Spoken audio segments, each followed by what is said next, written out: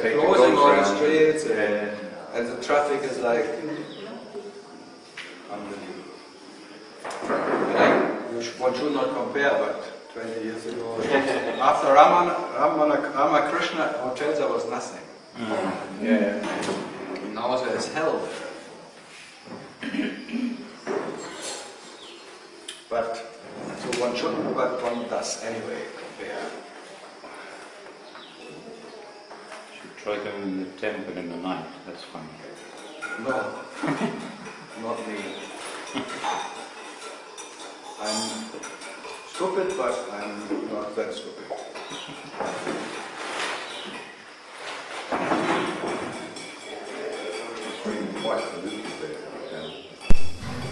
Yeah, when you go through, you already for 1 year you have enough smog. Yeah, exactly. You don't need to go anywhere else anymore. Then you come back to the countryside and it's all DDT everywhere, like really strong smell. And then you get shocked when I go home to when you this is too much. It's too much air. No, but also like for me yesterday, DDT they've been spraying everywhere. That smells disgusting. That's nothing you can do. Yeah. What are you expect as a countryside? Yeah. You don't know if it's DDT. I can recognise the smell. It's it's less sweet. You never know what it feels bad. It all feels bad everywhere. Because there must be DDT. No, it's my lungs. They come to tell me. Yeah, you're from England. Come on, what kinds of lungs have English? Fish should swim in the sea, not on land. English. We call them in Germany island monkeys. Do they, the English? You should. You know what we call you. I'm not going to tell you what we call you guys. Blockheads and tralalas and crowds. Crowds and blockheads and all. No ginger. Oh. Coconut. No ginger.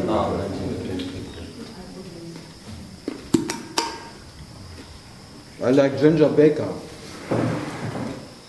I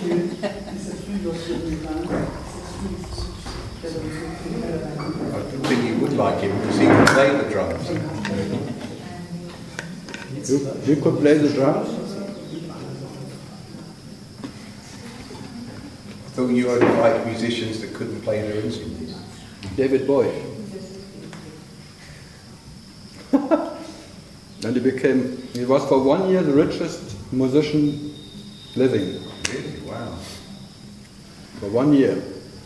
Until 2000 there was this crash. His stocks are for Earthling, the stock, he has a big company.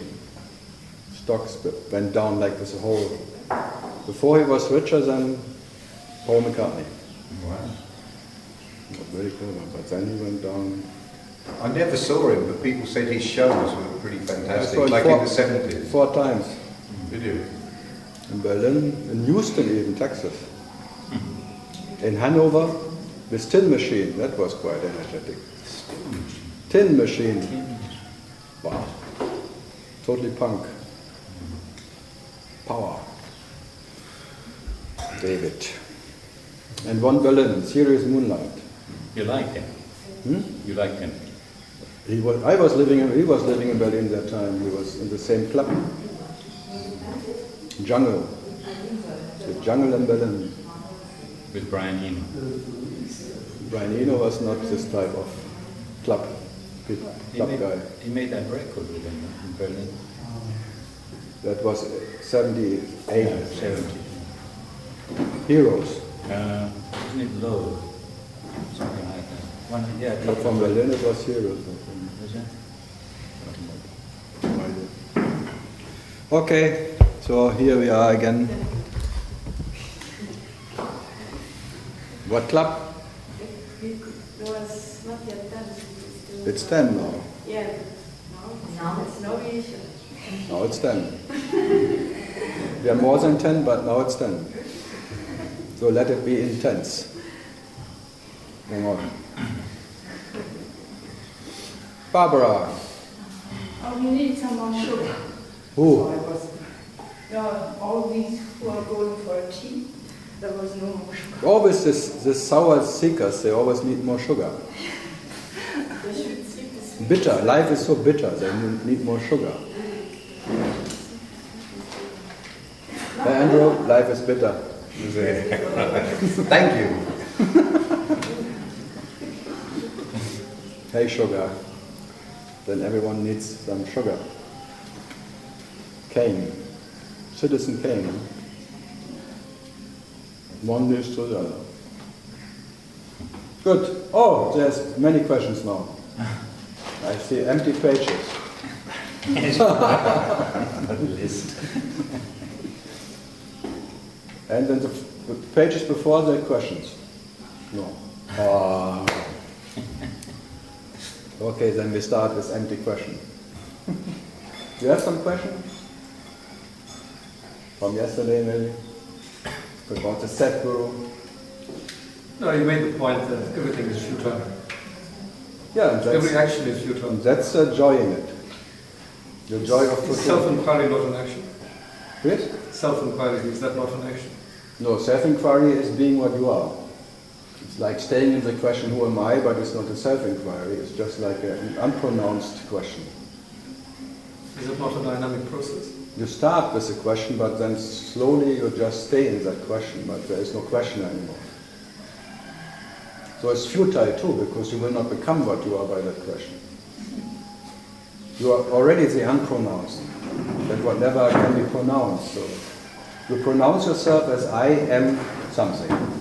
And then Ramana, the way back to the unpronounced is who am I? And then you're still that unpronounced. So it's like a direction, it's like an inner direction. It's not like an effort. So that's like being what you are. And by that you kill everything. So it's not like you sit down and ask yourself, who am I, who am I, who am I, who am I? No, it's a 24/7 tendency. The inner direction tendency. Putting total attention to that, what is that. So it starts with a question, but the question is very quickly has to become a 24/7. Every time I interact with the world, I have to tell myself, this I. Yeah, but you have to do as if you exist. As if you are German, as if you are Indian, as if you have a name, as if you have a body. It's all as if. You play that. You're the absolute player, like you're playing even the player. And the player then plays many roles. So you act in the world as if you were in the world. As if.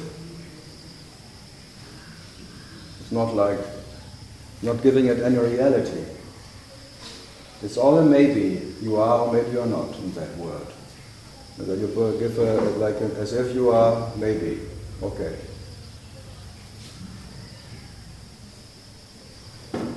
Otherwise it's always too late anyway. If you're one who is now in the world and that is your reality, then you react to the world and then this interaction. And that whatever you do from that point is futile, absolutely. Do I initiate any action at all then? No. If you ask me, all the actions that's already there before you experience them. There was never any actor who could decide what action comes next. So there's one German philosopher, very famous for Schopenhauer, like one question. Can God want what God wants before God wants what God wants? It's like, can the absolute dreamer, the Parabrahman, dream before he dreams his dream? So if even the Parabrahman, the Almighty, the Absolute Himself, cannot decide anything, who we are, what is this dream object? What an idea that a dream object, which has absolutely no power, can decide anything. So from the beginning that's a choicelessness. There's no way of controlling anything. Only you can go through the pot. That you can do. You can steer into yourself and you may go through the pot. So how do I decide correct action? Yeah, but the question of correct or incorrect only applies to one who is a phantom. Only a phantom has ideas of correct and incorrect. What you are never has any idea about what is right or wrong or good or bad. So for what you are, it never applies this idea of correct or incorrect. This correct and incorrect is already a phantom trying to be good, and that's bad. Because that what is good doesn't have to try to be good. It is good. That's the goodness of God, the goodness of your nature. So the goodness never needs to try to be good. And that what needs to be try good is bad. So whenever you are in that reality of this thing, it's all too late. But trying to be good is very bad. To be good is your nature, it's effortlessness. But trying to be good is a futile effort, because you will never be good enough. So whatever you try will never be good enough for what you are. So the goodness you can reach is a relative one. It will never be good enough for that absolute goodness you are. So all fine. So you try hard, but you will never, whatever, harvest the fruits of your action. That is like the concept of original sin. Yeah, the original sin is that you believe you have a free will. I think there is free will, but no one has it. No ownership. You can say there is a free will, but no one can have that will, because the will is free. Just look at the world. There's a free will. There's no one who can decide what the will is doing. It's a free will. It's not a depending will on someone who will want something. It's a free will. So it's free. And it does what it wants. But not, maybe never that what one wants. That's why it's called free will. Yeah, the words I saw, what to do with them, no? How can you have something what is free? Huh? You try to have something what is already free, a free will, which never can be owned by anyone, because if you can own it and you can decide it's not free anymore, then it's your will. So it's not a free will anymore. So what is there to do with free will? Like from the beginning, could you decide to be born? Well, a question I can answer. You see, you cannot even decide if your mother meets your father, or there's two liquids meeting and you cannot prevent it. But still you are there already as what you are. Your nature is already present. This omnipresence is there. But when there's two liquids meeting, so this almighty omnipresence cannot even prevent itself, the two liquids meeting and creating a body. This helplessness is your nature. So from that on, there is no one in charge. From the beginning, there is no one who had a choice. There's a choicelessness, and by that, life is living inside as the next embodiment of what? Energy showing itself as a body, but not by wanting it. If you could prevent it, you would never be reborn. So what you try is to stop the wheel of reincarnation, because you believe that you are incarnated. Because already it's bad to be incarnated, because now you try to stop that. So something went wrong, maybe. But not for me, but for that one who has an idea of wrong and right, it's always wrong. Because existence never does what you want. It's so bad, existence. It never listens to me.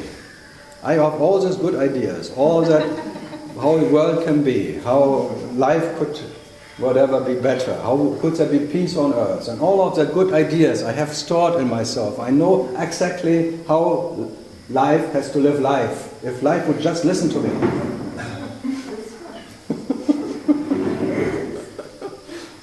And everyone has a good recipe for everyone. It's like two people meeting, the other one knows always better how the other one has to lead his life. It's fantastic, everyone knows better. So God's running around and knowing better than God himself how God has to realize himself. Fantastic, huh? What an arrogance running around of phantoms knowing better than the Almighty how the absolute life has to live itself. What a joke, huh? But everyone is like that. And everyone has this inner, whatever, there's like a certainty that you know. And you always know better than anyone else. Yeah, if you ask, like everyone who drives on the street, everyone is a good driver, but everyone else is not. Fantastic. So what to do with that? Oh my God. One is the best. That is called Bonaparte, because you are special and apart, you get punished by that, because by that you become a lonely bastard who knows better than anyone else. Sounds fair. It's very fair. It's so punished. Punished by just being special. Being a devil who is special and separated from himself, from God, God knowing himself, being special God, the special God creates his own special hell. Hallelujah. So it's totally fair. And no one else can punish you so severe as you punish yourself. There's no other self anyway. If there's punishment, there's only you punish yourself by not being what you are.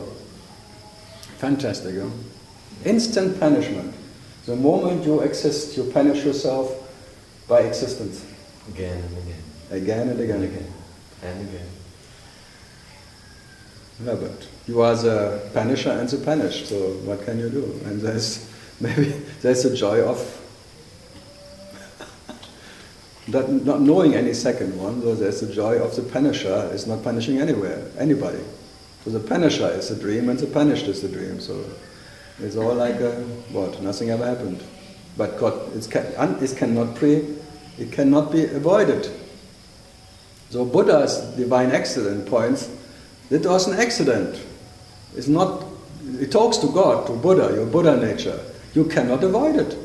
It's an accident. An accident means you cannot avoid that to happen. You will wake up, and you woke up. And by that is all divine accident.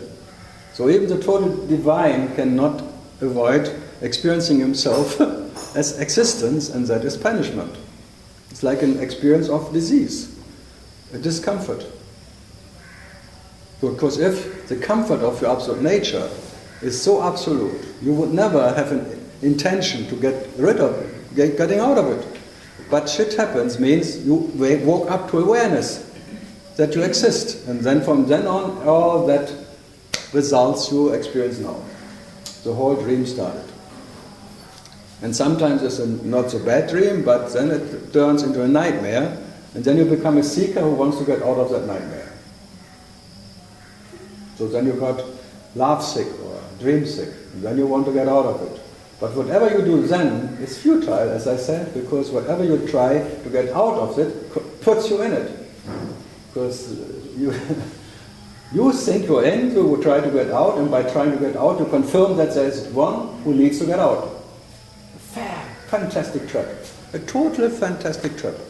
I adore myself for that absolute trap. I love it. How absolute that trap is. And no one ever escaped. There was never any way out of it. As there was no one in the first place in that trap, no one can ever escape that trap. Fantastic. So what to do, Andrew? No idea. That sounds good. What to do, Andrew? Andrew. Good. Andres, Andrew, that's the big draw. Withdraw. Good. So, what else? You see, already it's futile to write something now.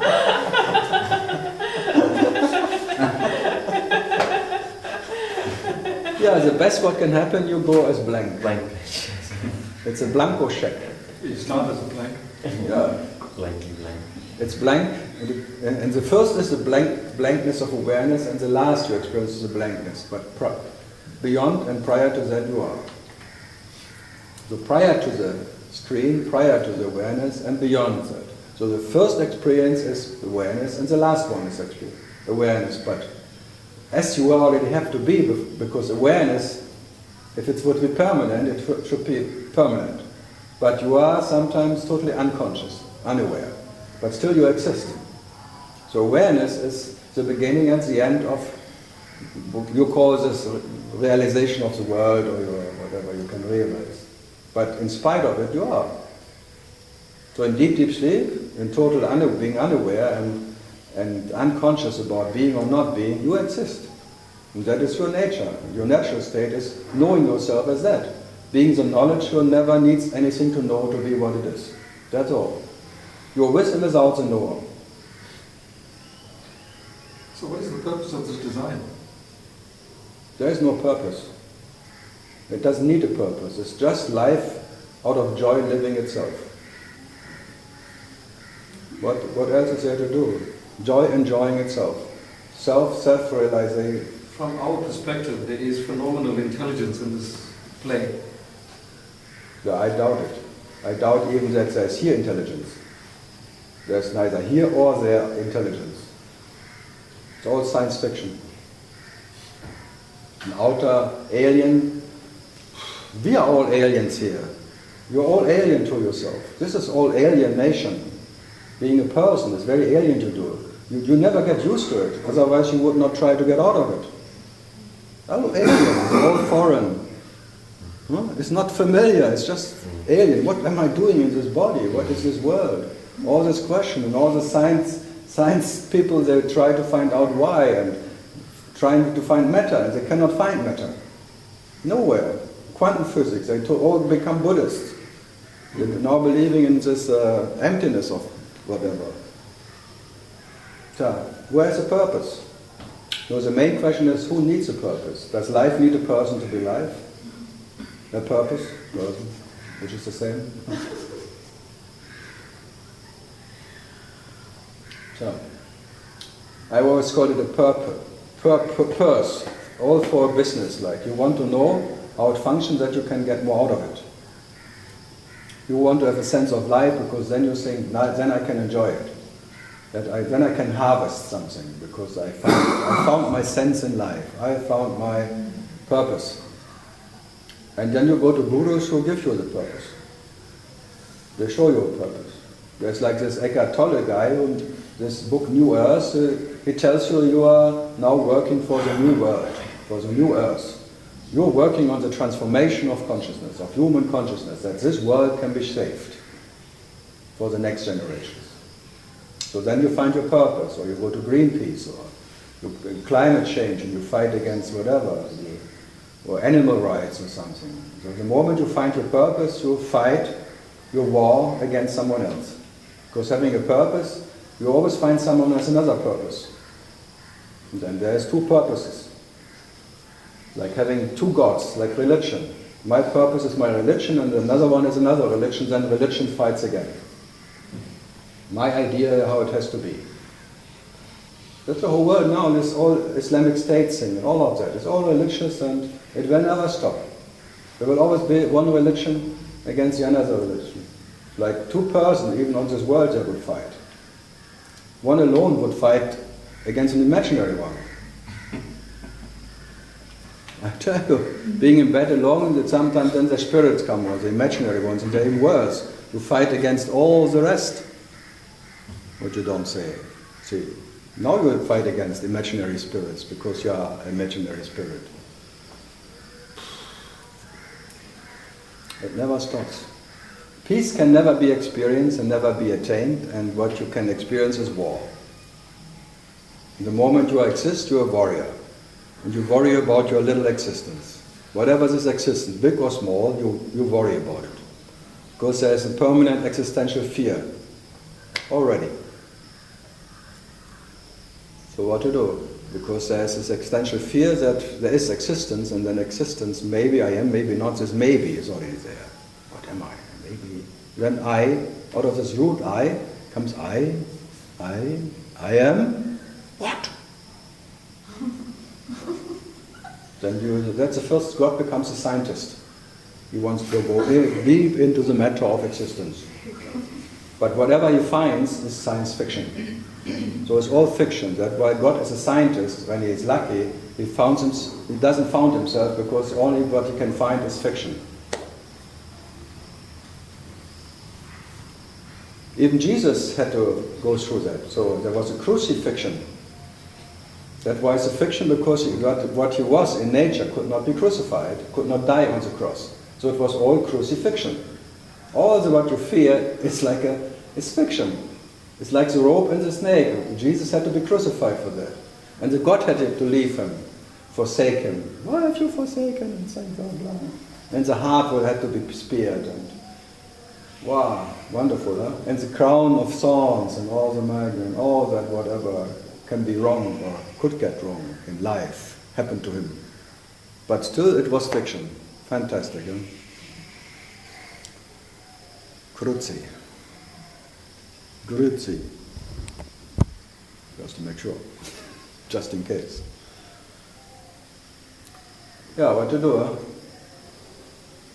So I go straight to that beginning where there is no one beginning. And not trying now to fix a problem which is only there because there is one. So going direct to that fiction that you exist. As whatever, even as God. Because existing as God is even fiction. Even thinking I am the self is fiction. I am God, I am self, I am realized, I am not. Because then it's always doubtful. The moment you know yourself, you doubt it. It's something what you can doubt. When you say I am God, then or not. Silently then or not. Already comes or not. Because it needs to be proven. It has to be established. It has to be confirmed by something. You always have to remember it. And what you have to remember, for sure you cannot be. No? But whatever you remember to be makes you a member of what? Then you have a membership of what? I think no one wants to be a member of that humanship here. Because the humanship is already sinking. It will be gone one day, this whole humanity. You know that. There was a time this planet was without humanity. Humans. And there will be a time it will be gone. So just in case we lift the spirit of humanity, we transform it to a different level, just that it takes a bit longer, but it will be gone anyway. It's the same like you do with this body. You try to make it very tantric and yoga and all of that, but you know it's futile because it will be burned or eaten by worms anyway. As much you eat organic and have yoga and your muscles are strong and you are fucking like a athlete, tralala, living 120. Everything says bravo. How did you make it? Do you want to live 120 years? Myself? You? No, I'll take 90, it's okay.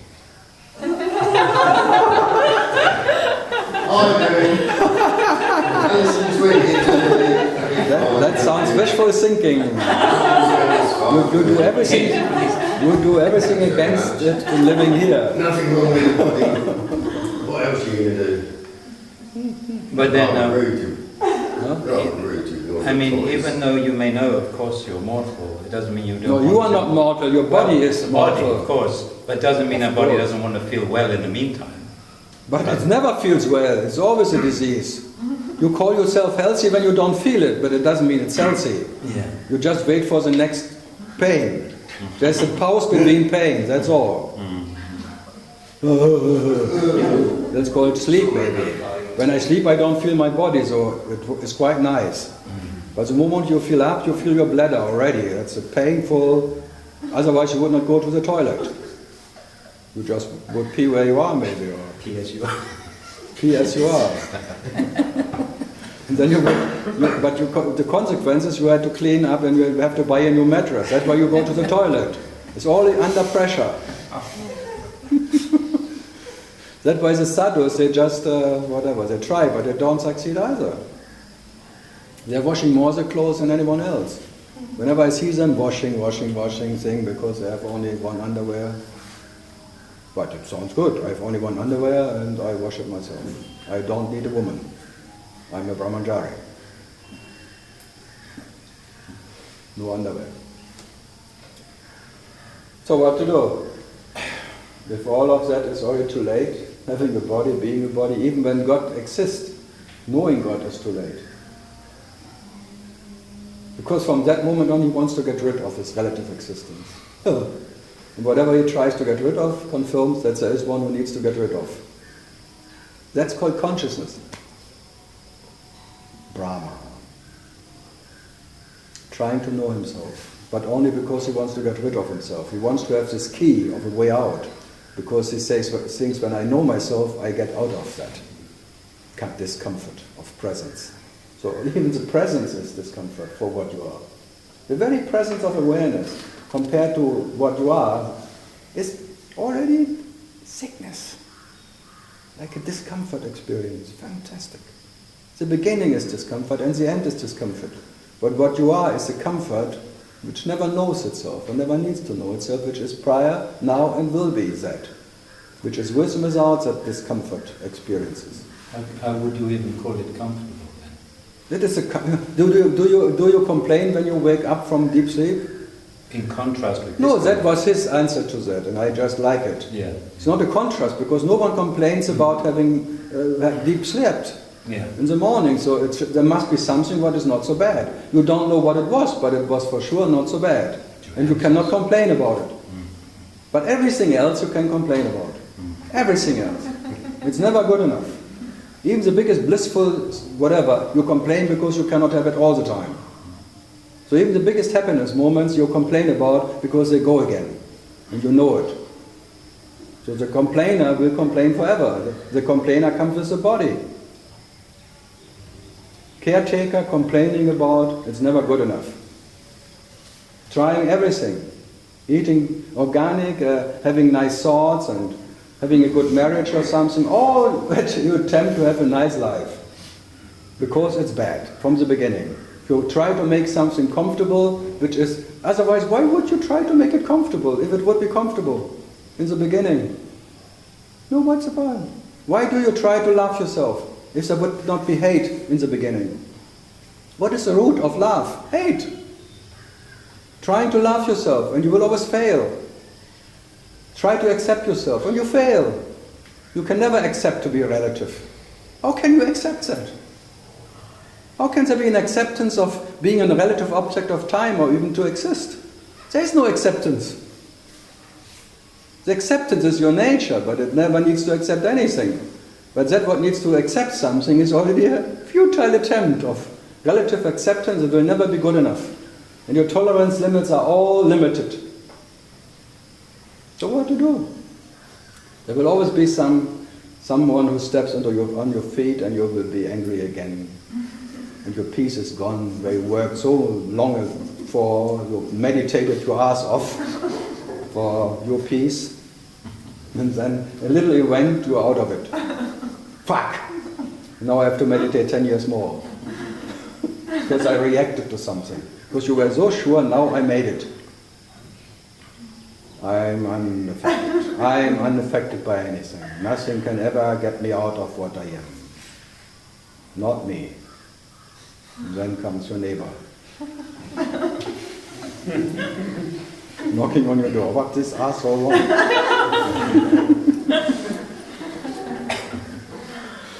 It's like a nice joke about two enlightened ones. One enlightened one wants to visit the other one, and knocking on the door.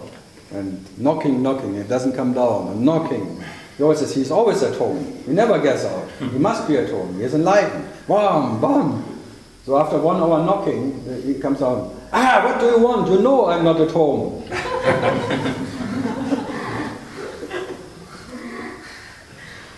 Okay, I know no one came, so what shall we do?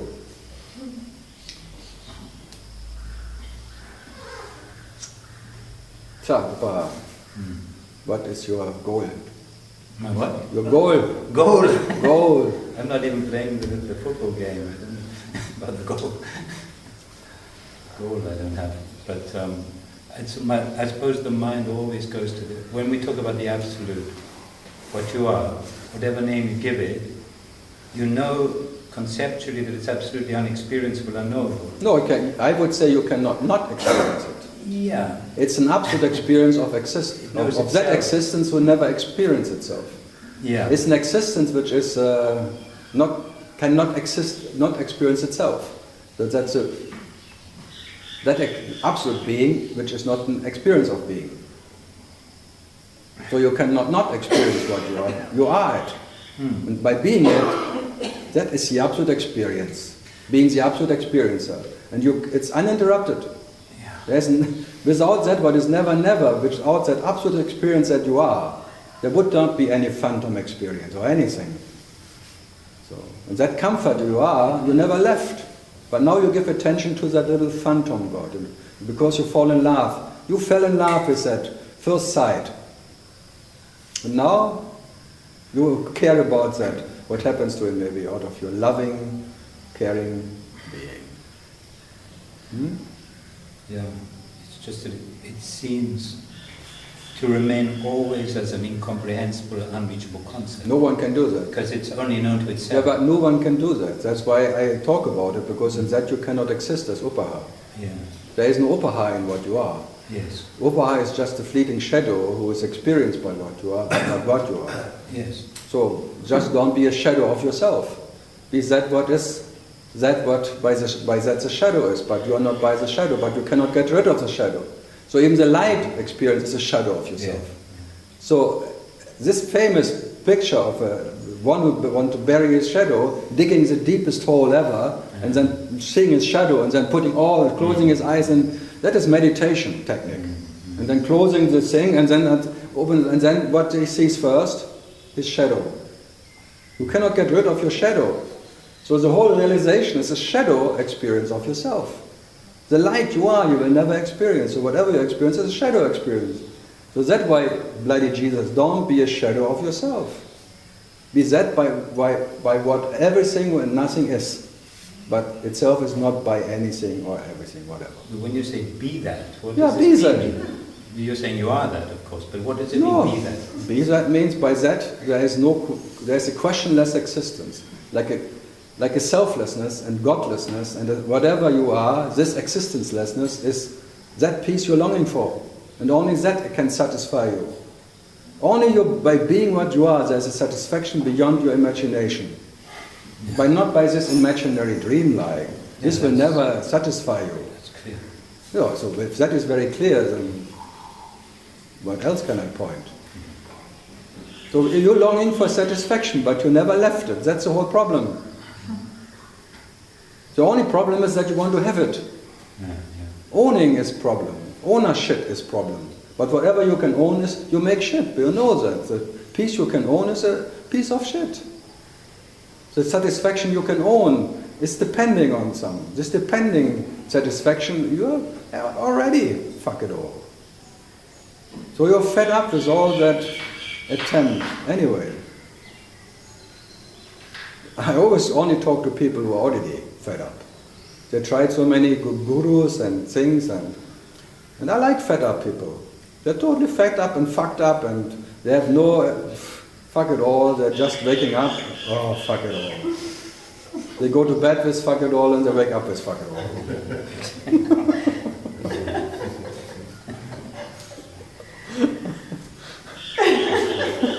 See, then something starts laughing, because seems to be as it is for everybody. Otherwise, why would somebody go to bhajans or something if he would be happy alone and at home and fun and loving? Bhajans. You might like singing. Why not? It's not why not. Everything has an intention.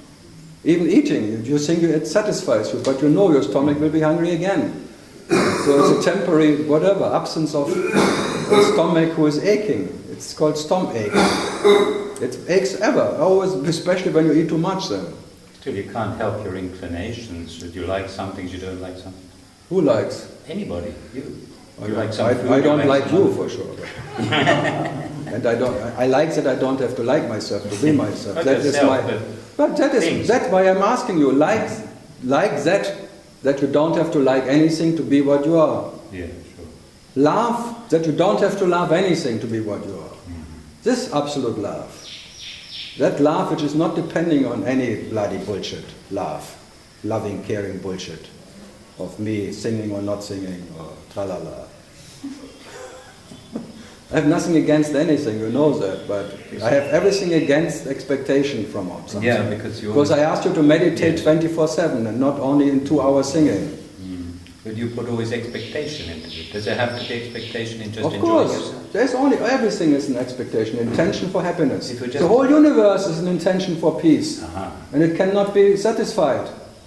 So, you think you are special in it? No. A special intention. I know I'm Every saying- plant, every animal, all the intention is of being in peace. Peace means not feeling yourself. No experience of existence. That is peace for everyone. And the whole nature, the whole universe, everything is trying to find that peace. A tree wants to find Of that? course, he wants always be the first, the toppest, the tallest, to have the more light. As a seeker who wants to go more to the light, the sun. I need light. Yeah.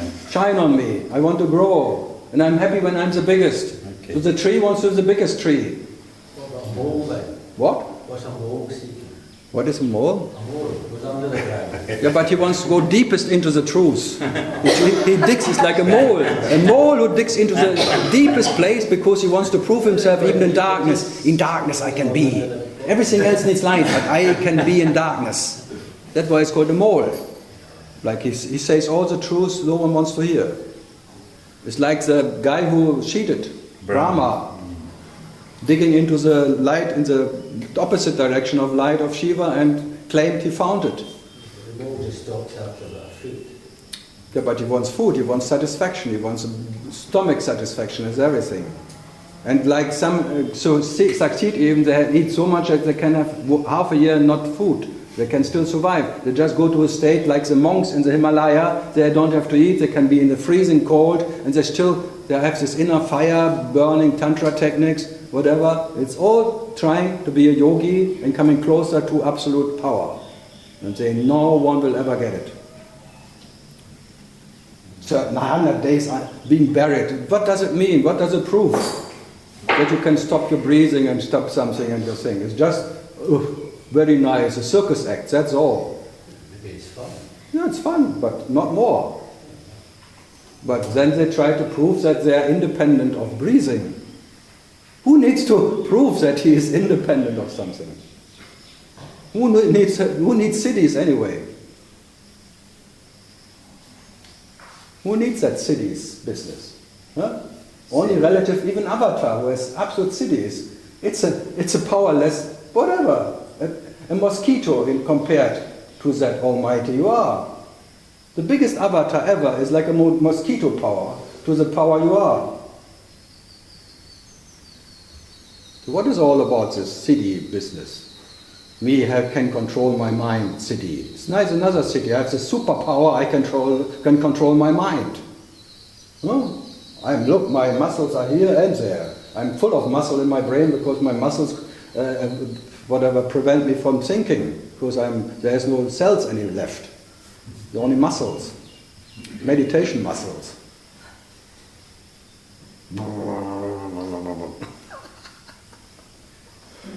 It's all fantastic, huh?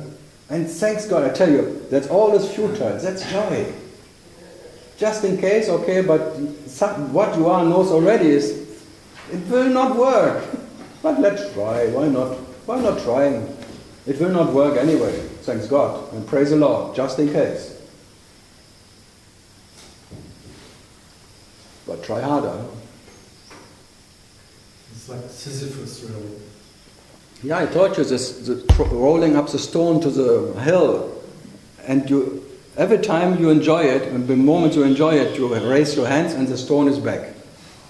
So next time you try not to enjoy it when you reach the top, when you reach that what is beyond. But how can you not be full of joy by being what you are? And by being full of joy, you have no hands anymore. And by having no hands, the stone rolls down. So you start from the beginning again. But next time I will be quiet when I am what I am. But how can you be quiet? Your joy will overpower you. The joy of yourself will just overpower you. You let go everything. By letting go, you forget how, because then you let go. Yeah, and the stone is back. And then you start again, and you laugh. It's not dead.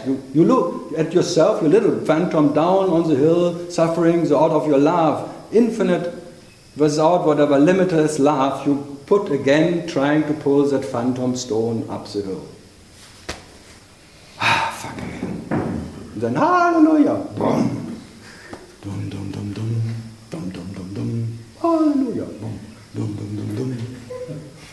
dum, dum, dum, dum. What can you do? You cannot stop loving yourself. What can you do? And looking at yourself because you don't know what you are and what you're not. So if this little phantom is not different from what you are, so you start pumping up the volume again. Bum, bum, bum, bum. Putting all your energy that this little phantom gets maybe happy, but the moment you're reaching the peak, you're in the phantom. So you're so stoned, meanwhile. The Rolling Stones, I can't get no. But I try. So it will happen again and again. There's no way out of... Consciousness will never stop self-inquiring itself, because there will never be any peace in consciousness. Never. So there's a relative piece of oneness you can reach, but the oneness you can reach, you leave again for two-ness. So when there's oneness, there's two-ness. So it's two sides of the same metal, two sides of Shiva, but only by being Shiva, not knowing Shiva, there is peace. It's like the peace you can experience will always have an opposite. Oneness has the opposite of two-ness. Yeah. And this guy said it very direct. When they asked him, what's about oneness with God? Oneness creates two-ness, and two-ness creates oneness, but both are just need each other. It's a codependency. Yeah. But what you are is absolutely independent from oneness or two-ness. You're always that which is without a second. But there is no one who is without a second. You cannot even know what you are and what you're not. This totally undecided, this absence, absolute absence of any idea of what you are, what you're not. No one can be there. Neither one or two or not even not two. Because all of that is just a pointer and not... Yeah.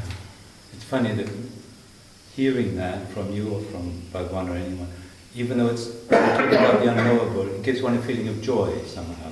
Yeah, because you're not depending on understanding. Mm. There is that what is without. Mm. With and without. But not depending on some relative whatever. Mm. And that is joy. That's why they call it self, sat, chit, knowledge, and ananda. It's not depending on any special circumstance of anything. Yeah. So you are that in any given or not given circumstance. That's joy, and to be that is uncomparable. This sweetness, which needs never to be tasted, this tastelessness of that sweetness you are, which can never be tasted in any relative sweetness or bitterness. So compared to what you are, it's all bitter. Every experience is bitter compared to the sweetness of your nature. Yeah. So and that sweetness is joy. But not a joy which is depending on some nice circumstance or some singing or understanding or a knowledge of one who went deep into his whatever, blah, blah, blah, or higher and higher and higher, and they transformed into another level of bullshit, shifting there, night shift, day shift, blah, blah, blah. Huh? Going through all the 7 states and still exhausted by crossing all the bridges, phantom bridges, phantom states, dream states. So no dream state can satisfy you, thank God. So all the samadhis and all samadhis not, the maha and the no maha and the balala, bala bala, bula bala bala, all part of the dream. But still you will always do what you cannot not do, anyway. No, I tell you, worry and be happy. Yeah, you cannot not worry. Because you work your ass off not to worry, and that's really an effort which is futile. Because you always worry not to worry. So worry and be happy. Because happiness is what you are, and you realize yourself in worries. Mm-hmm. The caretaker wakes up taking care, caring, loving about himself. But you worrying. Won't you realize yourself in anything you're inclined to do or not inclined to do? No, you have to worry it gone. Whatever you realize, you have to worry about, because you know by heart it will be gone one day. Mm-hmm. You know your heart knows already by not know. Mm-hmm. Whatever you reach, whatever little goals you reach, whatever deep understandings and realizations, it's fleeting. That's everything. I suppose there isn't any goal or anything, just the ongoing whatever. What ongoing? Yeah, but that's called meditation. That's meditation. And you cannot not meditate. But meditation is action without expectation. Yeah. It's not like meditating for peace or meditating for something else or going deeper. Meditation is being what you are, your natural state. You are meditation. Because you are that, what is the seer, the seeing what can be seen. The whole scenery you are. And by being the scenery, you are meditation. That is the way you realize yourself. And not by any special meditator who reaches a special level of meditation, deepness or highness, or His Highness of meditator reached his deepest point of truth. Or people who come here and say, I went so deep, I realized my true nature. What kind of true nature would it be who needs to be realized? Relative again.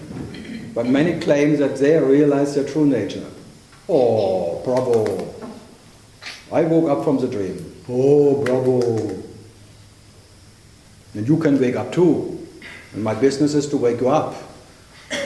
But me trying to wake you up, I confirm that you are unawakened, I'm awakened. What is kind of bullshit is that? No? That's a purpose. Purse gets bigger. Big purpose. So it's fun, just for fun.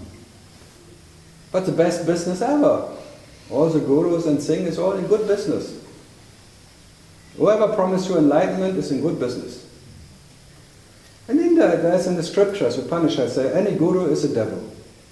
Whoever wants to bring you light can only be the devil, because the devil is living only in light. What you are never needs light to be what it is. So if you believe in light, you believe in the devil. You must be the devil. So every guru is a devil. That's why he could call it a sad guru. Because he didn't know any, he doesn't know any guru anymore. So that's the nature of the guru, he never knows any guru. The jnani doesn't know any jnani, because the jnani is jnana itself, and jnana doesn't know jnana, and then jnana is what is. So there is no here jnani, there no jnani. So jnani who claims to be jnani, let him be happy. The guru who claims to be guru, oh, it's like a pigeon. Guru. Pitch. The pitch of beer. Little drug. Good, Uzbekistan. All good? Yeah, what else can I not do? So it's not about reaching, it's just about the journeying, not looking for a destination. No, there's an infinite journey in front of you. The journey never started, it will never end. So if you just do that, you no desire to reach or anything like that. Yeah, but how to do that? No desire, then you desire no desire. This trap is perfect. By you trying not to desire, it's a biggest desire, not having desire. So even not trying. Even that trying you to cannot. not try. Nothing helps. The only thing what is the absolute, whatever direct way out is being what you are, because there was never anyone who was in or out. So in what you are, there is no inside and no outside. But whatever believes to be in something and wants to get out, will never get out, because trying to get out confirms that there is somebody who needs it. And even if you be out, the moment you're out, you want to go back. Because it's fucking lonely. Well, if you're out, it must it's be an fucking in. lonely there, out there, in space. Like Major Tom, Space Oddity.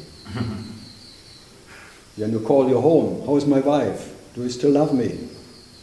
Because you're more interested, like the hermits in the Himalayas, are more interested on the world than the people who live in the world.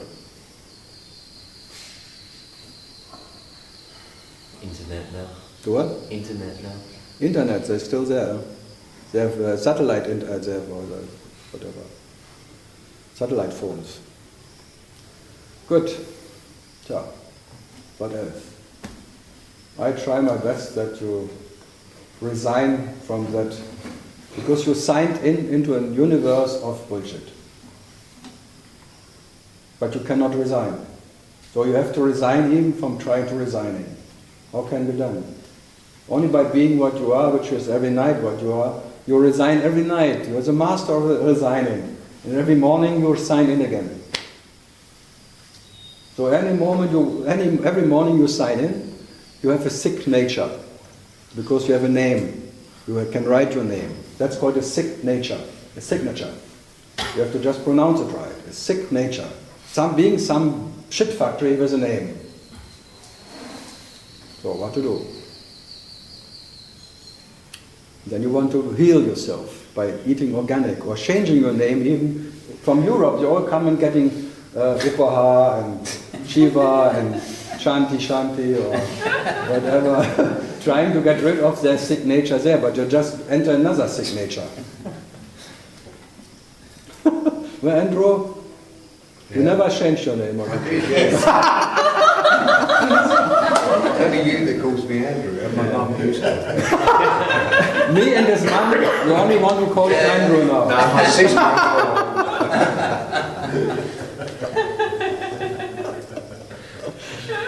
But I am not your father. But, I hope so. But You changed your name also? no. I shortened it. I didn't change it, I Same shortened it. difference. No, it's just for business. I didn't do it for getting a better nature or something.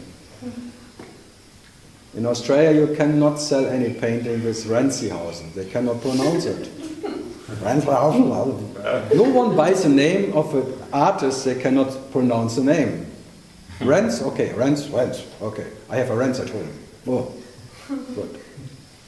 Renzihausen, pronounce Renzihausen.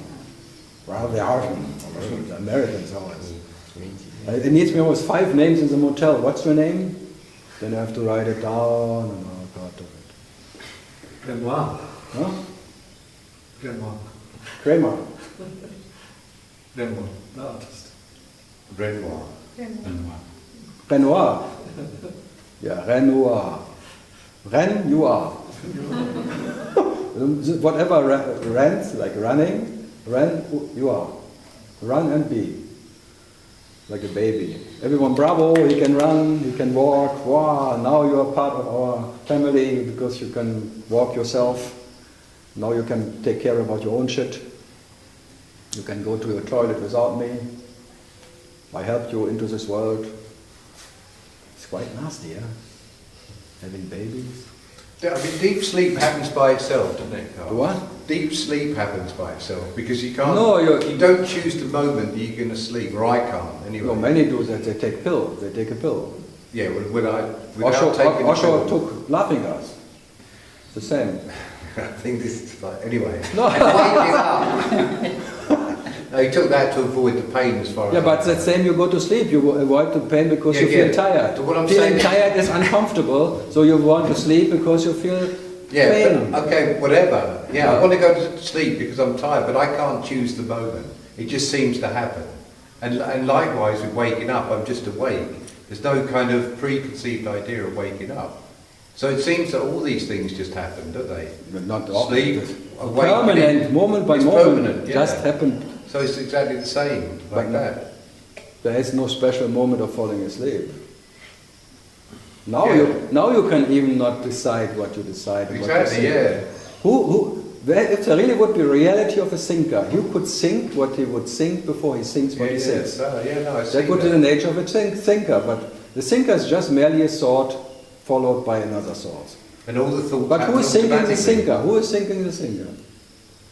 Yeah, there just seems to be a self-referral program. No, self-made. Self-made. It's all self-made. The whole universe is self-made. Hey, mate. Self-made. Self-thought, self-realized. So the self-realization is not something new or old. It's just the self realizing itself uninterrupted in whatever bullshit. So it's all self-understanding, self-knowledge. It was always there. It's not something and new. Self-running. It seems to be self-running. It's not even running. There's no running in it. One big selfie. Okay, because running, yeah. The movie you're saying, which is already shot, is showing itself. Yeah, well, self-running in that sense is kind of, everything just seems automatic. No, it's like a perpetuum mobile, they call it. It's that what it runs without energy. It's an effortlessness of realization. So it's not self-right, it's just nothing running, because the dream doesn't need effort. That absolute dreamer never needs any energy to dream. That's why it's called a dream. So that's the case already, isn't it, for everybody? It was never different. It was never different. It's only seeing. It will be the realization of the reality which is self. There was never any interruption in it. So it's not a question of finding the right idea, it's just dropping the wrong idea in a way, or having the wrong idea. Even trying to find the right idea is self-realization. There's nothing right or wrong with it, it's just the next moment. The next you try and the next moment not try. But it doesn't make you more or less, that's all. The main thing is your nature doesn't get more or less by anything. The quality of your absolute nature is never depending on any way you realize yourself.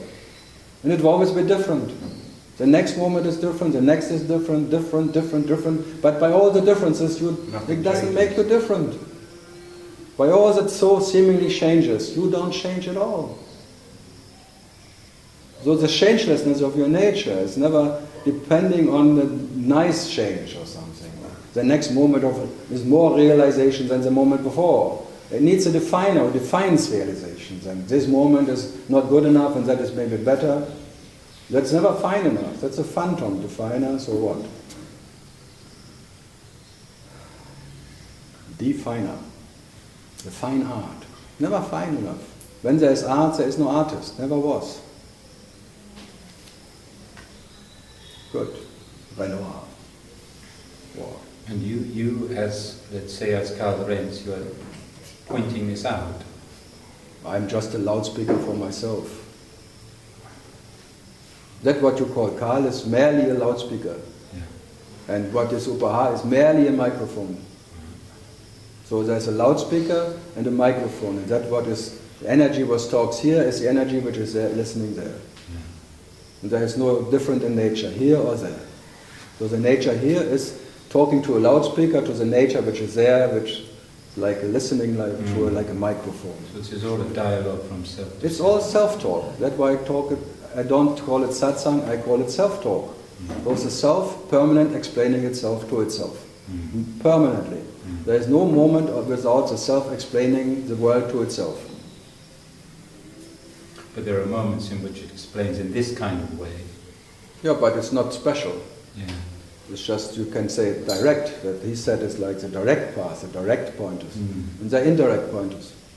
So the self is talking to itself indirectly through personal talk, or directly to impersonal talk, but both is not, doesn't make a difference. There are two differences. Yeah. The personal talk and the impersonal talk, like when there is no filter of a person talking, but it doesn't make you more or less either. It's just two different ways of talking. So having a personal talk with your butcher or your baker or with your wife even, it doesn't make you more or less as now talking in the impersonal way. Yeah. So I can point out that there's really two differences. I don't deny them, but they don't make a difference. So being the relative jiva or the cosmic consciousness as Shiva, for Shiva it makes no difference. Shiva as jiva or as cosmic consciousness. So as Bhagavan or as that one or whatever, the only reality is self. And that reality is uninterrupted and unchangeable. To be that you cannot not be. You are that, finished. Whatever you try not to be it, you will not succeed. Now you try not to be it by believing in being this whatever, but this will be gone and you again left over as that what you are. So there's no harm in anything. There's nothing to fear. You can be stupid as hell and you still are the knowledge you are.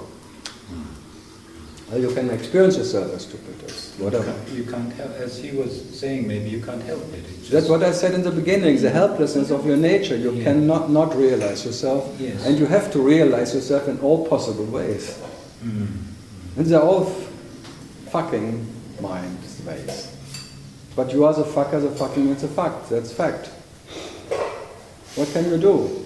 The moment you wake up, the fucker wakes up. The mind wakes up, and then the mind wants to mind the mind. So what is there to do? I like when people go. One word too many. No. What? No. Yeah. Too serious.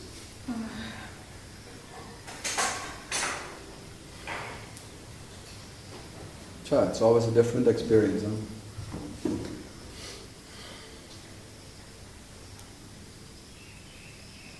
Good. Something else.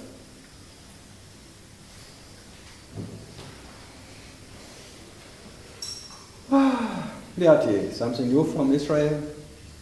No. Same story. The world gets. Does the world get more crazy or is Same crazy. Yeah. You said there's no intelligence. Yeah. But it feels different. The what? It feels different than there is any intelligence. For who? For me, yes. Okay. And what you feel is what? Imagination. So I don't have to give answers anymore, they come by themselves. I just have to find it out. And what kind of intelligence would it be you can feel? I don't know, some ultimate intelligence I mentioned. Yeah, but the ultimate intelligence, there is no intelligence. The ultimate self, there is no self. The ultimate knowledge, there is no knowledge. And the knowledge which has to exist is ignorance. The absolute being that doesn't have to be. And that what needs to be is depending. That cannot be absolute. And that is too much for that little intelligence in running into these brains of monkey brains, which have like 1% more capacity than the monkey next to you. So thinking with your brain is always very limited. And then you think with the space around you, and it's not so much limited. It's maybe more unlimited, but even that is limited. Because even being unlimited, you're limited by being unlimited. Fantastic, what the fuck, huh? Even the unlimited is limited, because it has to be unlimited to be unlimited. What you are doesn't even have to be unlimited to be unlimited. And that what needs to be unlimited is relative again. Wow! How can that imagine that? And that absolute who needs to be absolute is not absolute. Again, the absolute doesn't need to be absolute to be absolute. So it can be experiencing itself as little, big, and more, and whatever, relative relations, and it's still the absolute. It doesn't need any special absolute circumstance. It's even relative absolute. When the absolute is relative, it's absolute relative. But it doesn't become relative by that, but it's relative. But it's not less absolute. And the absolute who needs to be absolute is again relative. Well, as soon as you define it, it's relative, isn't it? As soon as the absolute is defined, it must be relative. You can say the absolute experiencing itself as relative doesn't make it relative, but it never minds. So by not knowing what is absolute, what is not absolute, that's the nature of absolute. But if the moment it knows what is absolute, is again relative. So what to do? Yeah. Can you say that Nisargadatas stay in I am and Nahash is who am I same? No. That you go back to... No, you don't go back anywhere. You just drop what can be dropped. But staying in the I am is still one I am too many. And later Nisargadatta said it, I am is just the beginning of the journey. Then you have to drop whatever can be dropped. And the last what you drop is the dropper. So you whatever, substrate yourself, and the last you substrate, you take away, is the one who takes something away. There's a surrendering of the surrenderer, and that can only be done by what you are. So first your journey starts with surrendering. The world, your body, your life, your knowledge, whatever is yours, you surrender. But the last one, the surrenderer, who surrendered everything, can only be surrendered by what you are. So it will never be, in this surrender I can always pick it up again. So it's always unpredictable. It's not like a one-street direction. You can surrender everything, but there's always one left who may pick it up again. So this tendency is not outrooted. To outroot the tendency of that can only be done by that what is never rooted in anything. By being what you are, and not by any outrooting anything. So when this is left, the first one, he always will grow his ignorance again. But when you say this clean I am, It's nice in this world. Maybe you tell them it's talking downstairs. Otherwise. because by nature, in staying in that, you drop it by nature. I mean, all these concepts. Who am I? It's the first and the last concept that you are. So.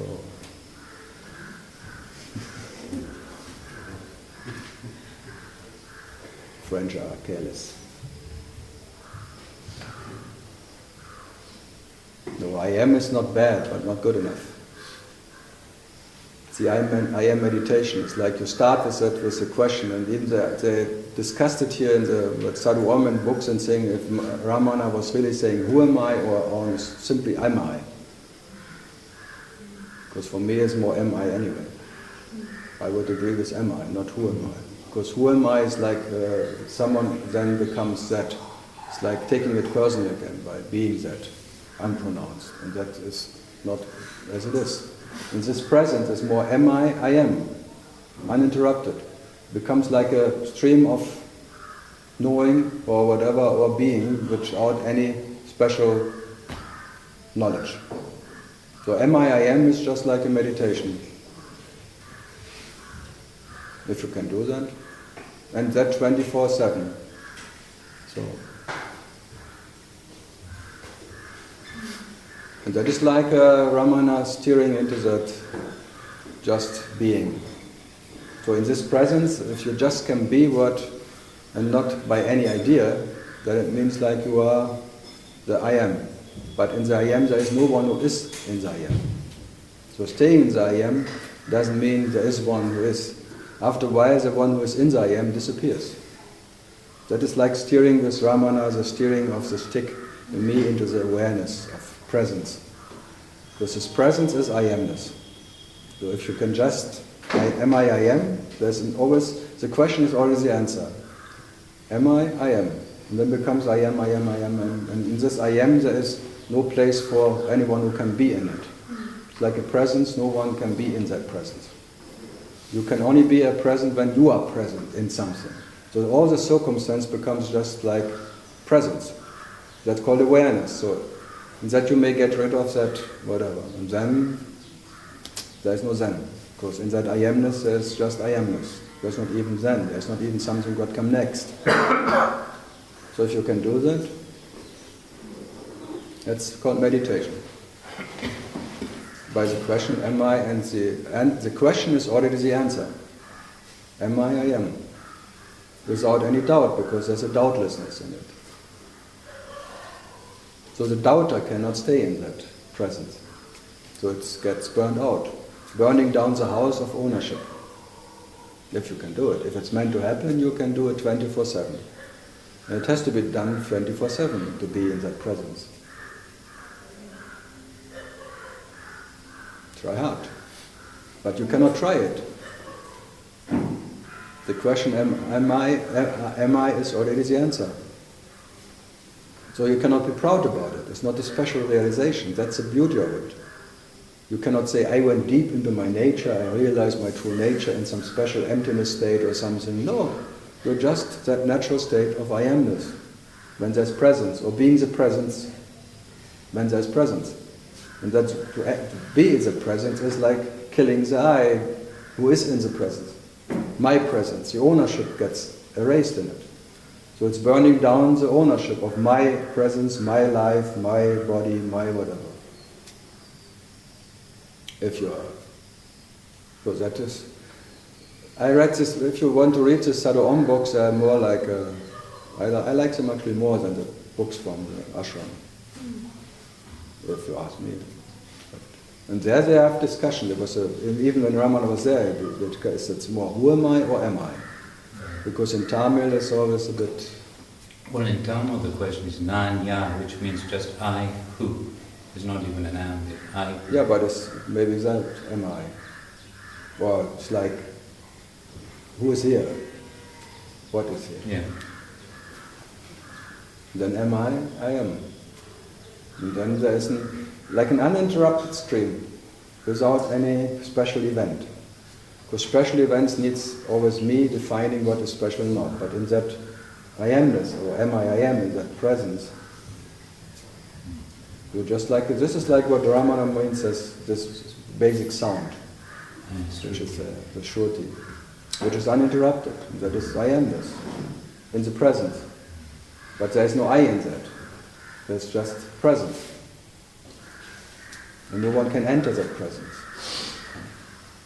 You are the presence when there's presence, and you're the absence when there's absence. But so you're not the presence, finally. But it's not bad to go being the presence. And then being the absence. And then Neti. I'm neither presence or absence. I am the presence when there's presence, and I'm the absence when there's absence. But I am not the absence who is different from the presence. I'm the nature of presence, and I'm the nature of absence. But what knows all this? It cannot be the The knowledge. The knowledge doesn't need to know to be that. That what needs to know is phantom. Yeah. That is a power of discrimination. So what knows it? There's no what. There's just knowledge. You want to make it relative again. Yeah. Because for who knows it, it needs one who knows. There's a knower and something what is known. Yeah. That's impossible in that. In knowledge there is no knower and nothing is known. So for knowledge there is no knowledge. And when there is no need for knowing that what you are, the knowledge of that you are is natural. An effortlessness of being knowledge, but it's independent of any depth or any deep tralala or understanding or anything, because all of that is fleeting shadows of realization. It cannot make you more real as you are, or less real. That's at all. So just be that. There's nothing to compare. So if you make it some knowledge again, then you compare it again. How to reach it and what to do with it, and who has more, and who is more realized than the other one. My master is more realized than your master, and my guru is better than your guru, and all that. My master was more enlightened than your master. Because who goes to a less enlightened master? Huh? Us.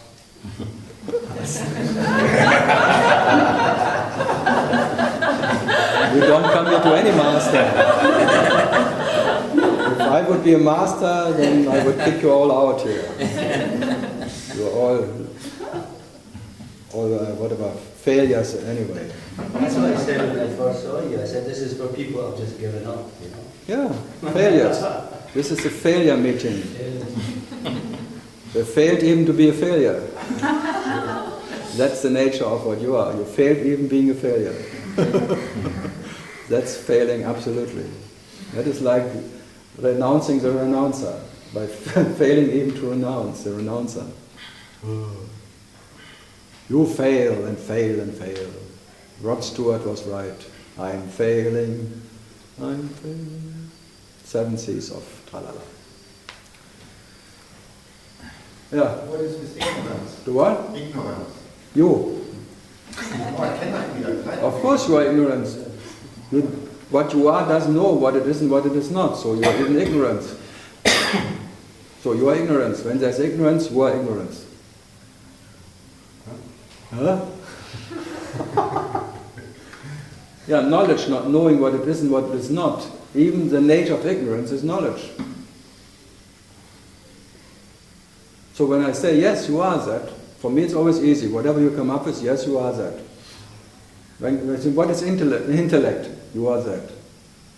What is stupidity? You are that. What is shit? You are that. It's easier. Just you are that. That is Nisargada's I am that, and you are that, and that's that. Finished. Finished. That's all, folks. Or what? That's all, folks. Good night. That's that. And I just repeat it again and again, in different variations. You are that. But the consequence... Huh? In the Buddhist thing, ignorance is the first step, not I. There's ignorance and then I, blah blah, I can't remember what they call it, determination or something. The Yeah, but then it's like there's a way to something, and there's a way, and then wherever there's a way, it cannot be that what is knowledge. No, it's like that. That's why Buddha says the goal is the way, or what? Or the goal is the way is the goal. Just being what you are. I don't know. It's like you go through the little vehicle, like the little tralala, and then you want to go to the big one, and the big one you are not more or less as here, and you go back here, and taming the bull, and the mountain is a mountain, the mountain is not a mountain, then you go to that absence of a mountain, then you come back on, then the mountain is a mountain again, all along. And nothing ever happened. So many stories, huh? And what they call his story. It's a story of consciousness. It's all his story. The story of God. You have nothing to do with it. You can just not get rid of it, because it's his story, not yours. You have no story. Your nature has never any story. And whatever has a story is the relative God who has a story. So let it be his story. It's his story anyway. And he stores everything. Just a fucking greedy bastard God who stores everything, remembers everything, wants everything. No. So let him be what he tries to be. He will fail anyway. The only thing, he can own everything, but he can never own you. He can control the whole universe, the whole existence, but he can never control that what you are. So let him try. Be generous, because you can allow yourself to be absolutely generous. Huh? Yeah, I mean it. Let him try that bastard. Because God knowing himself already is a bastard. Becomes a dog. That's why they say God, when God knows himself, the opposite is dog. And then when he becomes a dog, it's a bitch. In India they call consciousness a bitch. And then it is a dog, and the dog is dogmatic. And he becomes a doctor for himself. And then he wants to heal himself. Wow! Doctrine and doctrine. Yogi Ram Surat Kumar, he said to me once, I said, is this your dog? He always had this dog called Sai Baba. Yeah. He said, it's not my dog, it's my God. Yeah, of course. And Ramakrishna said there is as much divinity in the cunt of a bitch than, I would say, in the balls of the Pope. Who said this? Ramakrishna. You think he said that? He said it. Yeah, he said it. I must get that book. Is it in the Gospel of Life? Later he said to who fucking needs a mother? Yeah. Before he was mother, goddess. And later on said, who fucking needs that goddess and mother? Yeah. The same way he was the most naughty, talking like this. I'm really like a peanuts talker. If you listen to that guys. All nasty, dirty, and boah. But he used to always say that the saguna and the nirguna were both acceptable, both parts. The form, what do you call, with form, without form. The form and the personal, formless. impersonal, for him it was all the same thing. You cannot avoid it, that's all. That's the three phases of Shiva. Shiva not knowing himself, and Shiva knowing himself as presence and as absence. But all is Shiva. And presence, the only thing what makes you relative me, it's the preference of Shiva, the preference of absence. That's the me. Because the me knows the me is better off without the me. That's an instant knowledge when you exist. You know without existing you are better off. So you are better off as on. But you can only be off because there is on. So there is on, there is off. So you have to accept it's like hell and heaven. You can't find the switch. No, but you try. You try to go, you meditate into that whatever to find the switch. Because you want to stay permanent in the absence. You want to make it permanent. But you cannot. You will always go back to the presence. Presence, absence. That's the three phases of Shiva. Shiva Ratri is like this Shiva Shambhu. Shiva were self not knowing the self. Shiva Ratri, Shiva Shambhu, the unknowable. That what even doesn't know himself. Then he knows himself and he doesn't know himself. That is the trinity of Shiva. It's not Vishnu and tralala. Vish is already present. There's wishes. There's Vishnu and wish, wish, wish. And then Vishnu is fulfilling the wishes, Vishivashi, Vishivush, Wish, Wush, Vishnu, Vishna. No, it's just the trinity of what you are. The self-knowing and the self-not-knowing. And that now you become a little, because there's a preference of what you are, you prefer the not-knowing. You prefer the non-existence. That's a preference, the main preference that makes you suffer about the presence. So the discomfort is only discomfortable because you have a preference of a non. So, but something in you might see at some point this preference is meaningless, right? Something No, you but might understand. that what you understand will go again. Okay. Understanding will That's a change. relative understanding, isn't it? You know, like in some traditions they call a sage a seer.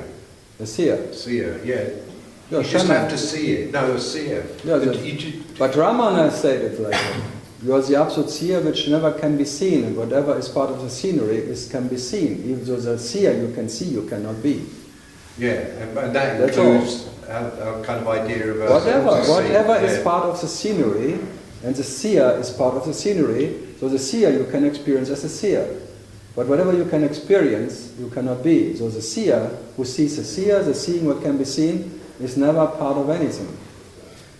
So it's always that what is Shiva or self, call it whatever, the para-Brahman, the absolute self, and at night you are in the absence. You experience the absence. It's like a dead experience. This you call life experience, that's a dead experience. So you're in the dead experience as much as in the life experience. That. So what is there to fear? But your preference is still to be dead. Well, sometimes it's to be alive as well. I mean, it feels No, like no, I tell you, next meal you are, time or whatever. you are in the presence, the moment one is present, he wants to kill himself. A permanent suicide attempt. You try to commit suicide by even seeking some. A seeker seeking the way out. He wants to kill what is giving him pain. There's no acceptance in it. So in that non-acceptance, there is an attempt to get rid of a disease. Otherwise, why would you seek? Why would you even bother about anything? If everything would be fine. Maybe because you just need something to do, I don't know. In a way, I mean, I really don't know. This bloody idea of enlightenment, and you believing that someone made it, and you can make it too, is the biggest. Yeah, please. Or that there are people who claim to be happy. They're really nasty guys. No one is more nasty than one who claims to be happy.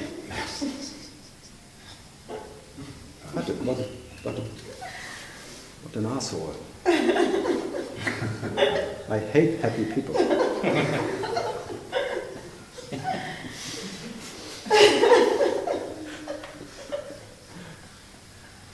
Around sad people, I always feel good. You like sadhus. That's why it's called Sadgurus, Sadguru, Sadguru and Sadhus. It's all sad. Not happy dus. No, you can only experience yourself in presence as an experience of sadness. And the absence, you can say, is an experience of joy, like a happiness. And that is the two ways you experience yourself. As sad and as whatever, happy. Unhappy and happy. So presence is an experience of discomfort. Absence is an experience of comfort. But what you are is unaffected. And you cannot stop it. There's as much comfort as discomfort. There's as much light and darkness. There's as much knowing as not knowing. As much ignorance as knowledge. But essentially not really happening. What? But essentially not happening. It doesn't matter if it's happening or not, essentially. It's just the way you realize yourself. That's more important.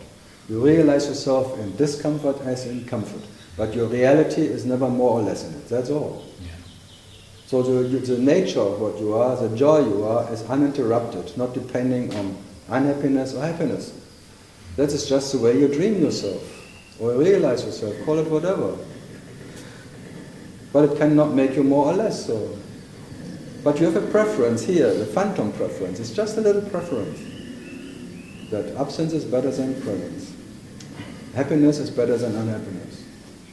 So you always look for happiness, and that makes you an unhappy bastard. Trying to be happy. You confirm permanently that there is one who needs to be happy.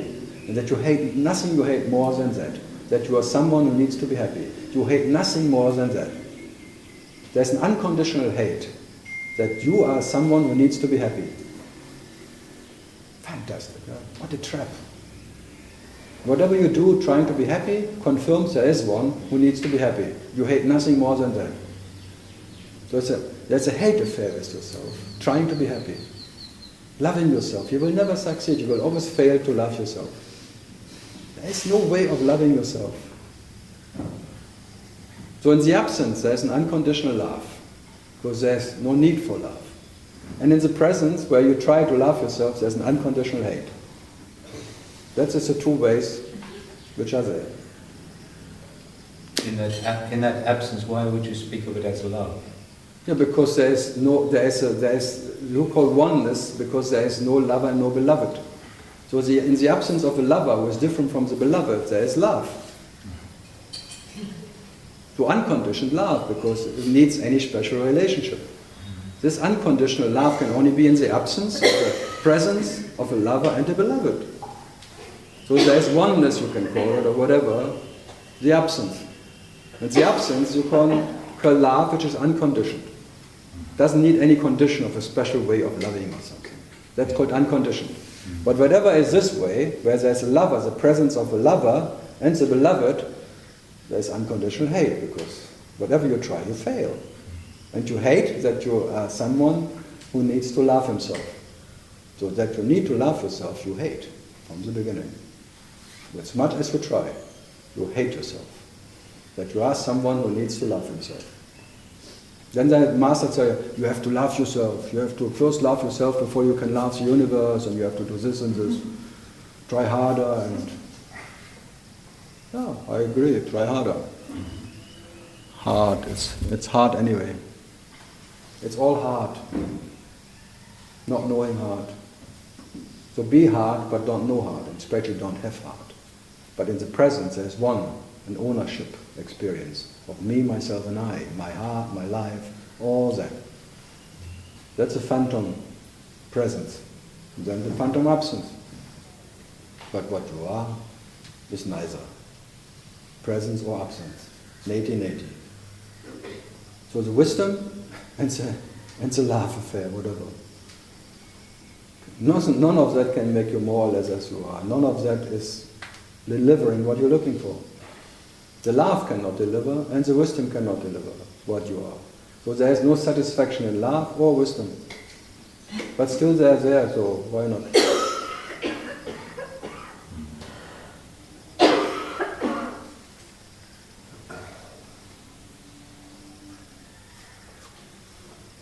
Sugar. Poison. Poison. For my teeth, huh? I'm teasing myself right now. Don't get too sweet. Relative sweet. It's good. This. It's coconut with sugar. Or what? The ginger. Huh? No ginger. It's different. No ginger. But I need energy.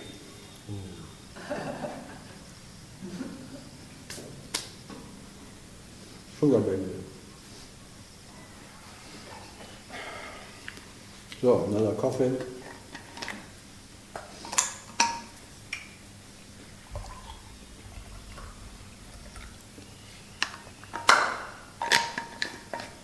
Plop.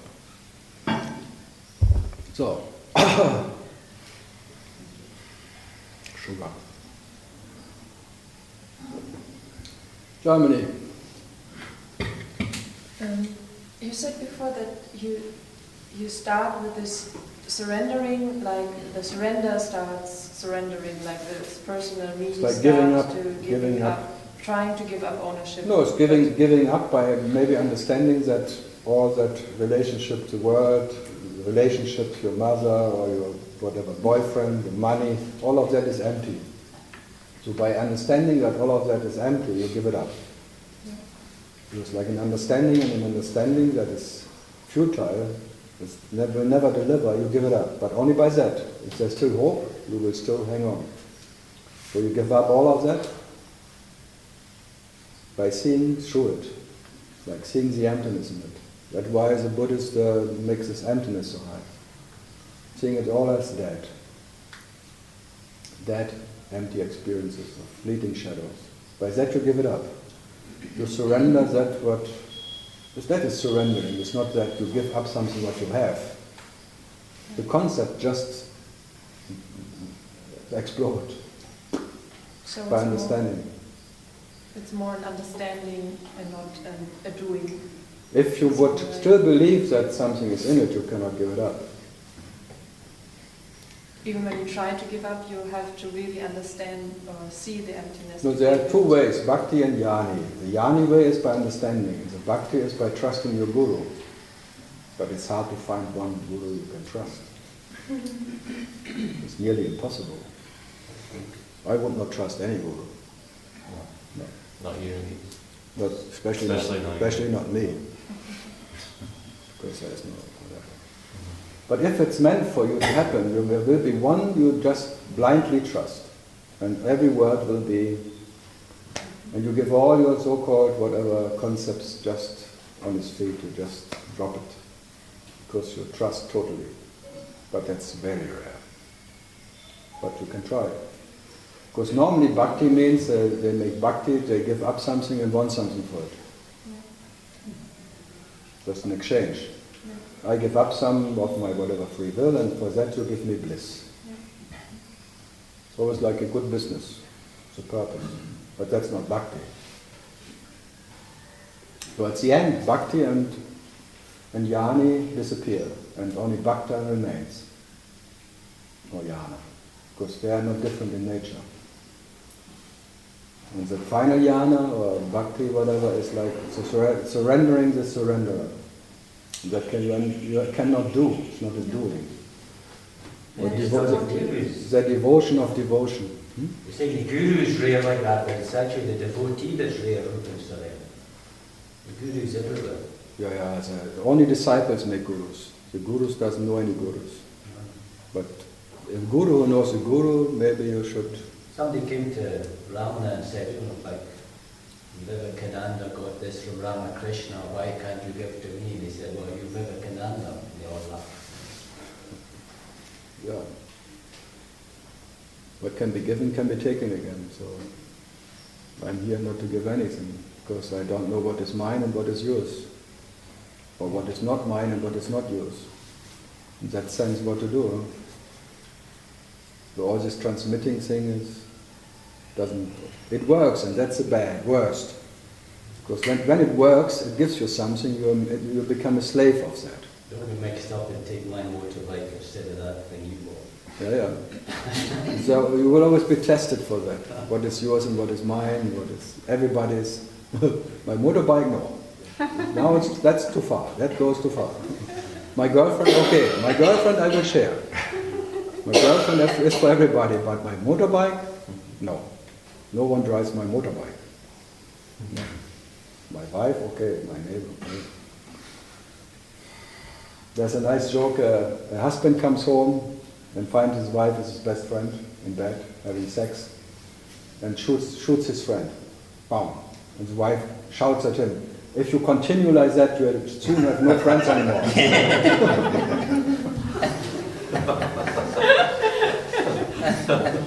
It's always good, that joke. Next time, another couple, the husband comes home and finds his best friend again with his wife and starts laughing. And then the friend, hey, you find me with your wife in your bed, why you start laughing? I have to, but you? I have to. I have to be with her in bed, but you?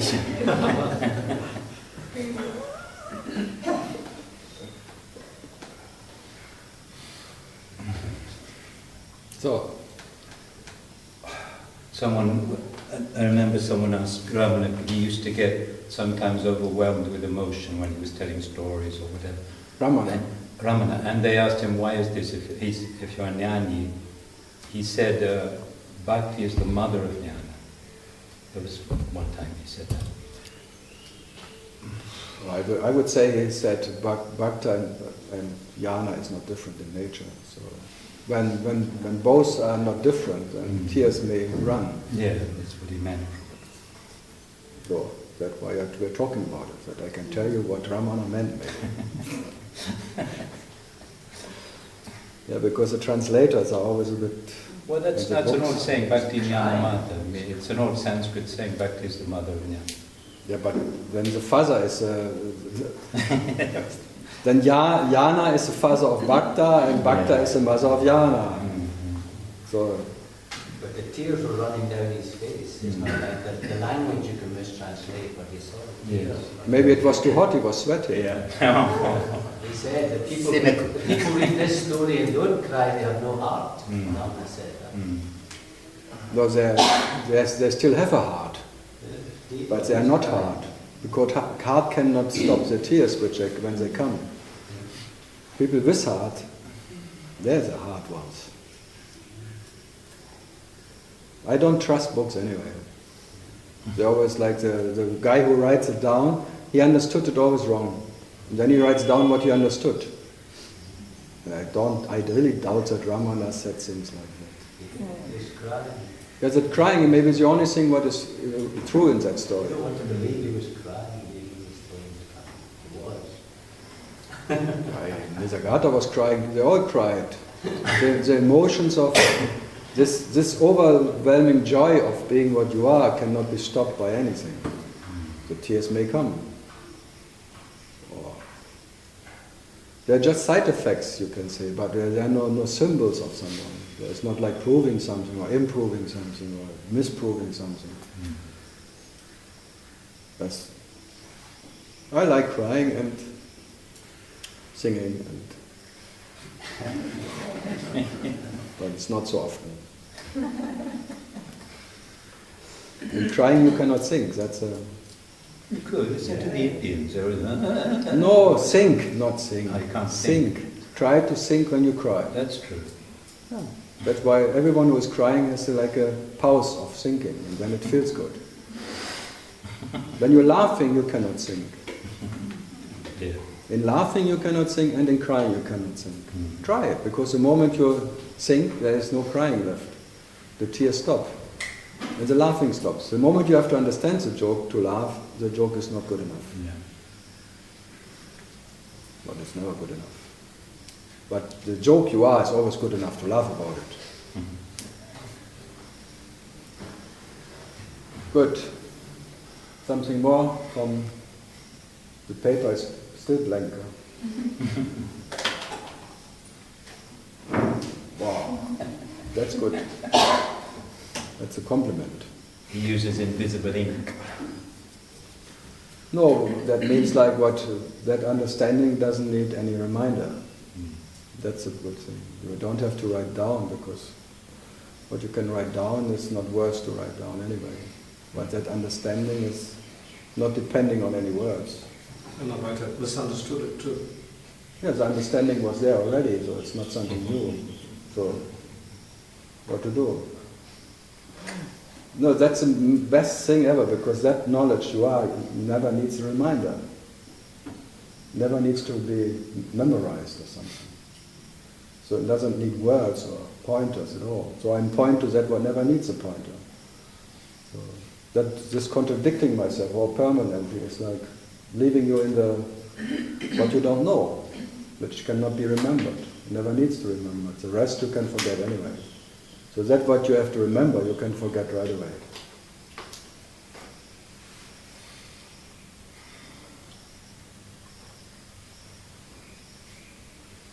Yeah.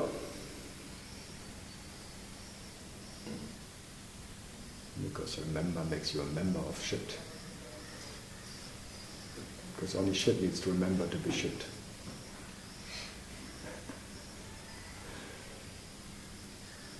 Good. Andrew, something else? No, right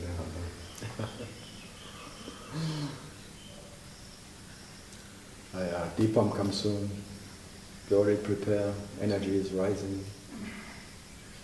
the puja is starting to be very intense. Traffic gets better, they clean the streets everywhere. The flag is already raised. Pavement comes new and the holes will be covered, and Tiru makes itself beautiful by just putting dust into the area that you don't see anything. Buses will come, and then the buses will go again. There's lots of new toilets this year. You were here, Westlipan, once, yeah. It was a bit different but at early 90s it was just, I don't know, 20,000, 50,000 sometimes. Really rare. And then there was this actor claims that after walking around he became a superstar. And then everyone, lottery, yeah? huh? Wasn't it that they won the lottery? No, that's a guy next to Ramana Ashram. There was a guy. Or the guys in Yogi Ramswat Kumar, they were big businessmen. No, but this guy became a big actor, running around and made a movie about it, about Madakshina, and everyone television things saw it, and since then they all come. Buses and millions. You should do a movie about the ones that go in the ambulance and she's shooting. Right. Yeah, you should make a movie the one who walks out, becoming a big guy moving out of Tiru. And that guy, all the street lights are donated by him around the mountain. All the street lights and the loudspeakers, all comes from the same guy. Huh? Yeah, the whole time. Om Namah Shivaya, Om Namah Shivaya. It's nice when there's a power cut. That's one of the advantages of the power cut. Yeah, well, you are close to it. I don't hear that. No, it is an advantage having a power cut sometimes. No, your television doesn't work. No, the television works still because that's on the inverter. But the loudspeakers don't. My fridge even works. So, there will be action. Masses. But here is good, we are living on that, we can always avoid the production. Oh yeah, you can get out that way, yeah. Spas are down. Yeah. Not so bad. You see, a local person couldn't imagine what you mean. It's something to avoid. They really enjoy it. I think the shop owners enjoy it, and the sadhus, because they never make so much money in that night. And all the beggars enjoy it, and all the people who come in. It's like a fair, big fair. A religious holiday. No, it's a fair. It's like a big fair. Yeah, carnival. Oh, it's fair. It's why not? Like. And the bus companies. I mean, I've worked out once, if there's 100 people to a bus, it's 150, got to be like at least 50. 150, okay, that's No, good. 50. 50 to 100 person don't fit in. Oh, I don't know, in Maybe in Indian India, buses. maybe in India 150. Yeah. But even then, it's like how many buses? 30,000 buses or something have to come in that. Well, they come Change. back. Buses are period. subsidised though. Buses lose money. The fares are so cheap, they lose money. The public buses. Just the logistics of it amazes me, that amount of buses. Yeah, and one day later everything is gone again. Yeah. But it's always, when it rains, it's really bad. When it's not raining, it's even worse because then the dust is so It often does though, rain, doesn't it, on the depot? What is the white stuff they put down? All that white stuff, what is it? against the mosquitoes. Yeah, that's the DDT or Is whatever it it is. DDT or is it actually DDT? Yeah, It's something very similar if it's not. it's against malaria and things for the mosquito diseases. Doesn't do anything. Well, They to us try, it does. they try. It doesn't smell very It nice. doesn't do anything to the mosquitoes, they No, think. just to But to us, good for the It does. Then you have to eat more organic. No. or wear a mask and all. It's such a good party they lay. The great big lines of coke all the way around them. So much you did. You should go to the top when they're lighting it, that's fine. I was there, How you went? 94. I'm a bloody German, I hate it. I promised the bloody Dutch that he can decide when we go up the mountain. Oh, And he decided on Full moon. full moon. And that was the only rare time when there was totally cloudy and no moon was seen. And all the ghee on the way, and all the candles. and you slip up there, and when you're up there is wonderful, and then going down like a skiing. And then you're down, maybe your skin is, everything is, you feel like and you feel so sick. That's nice. It's nice. With 10,000 people walking up there. You've got to go a few days later, it's nice. No, that day you have to do it, otherwise it's not worth anything.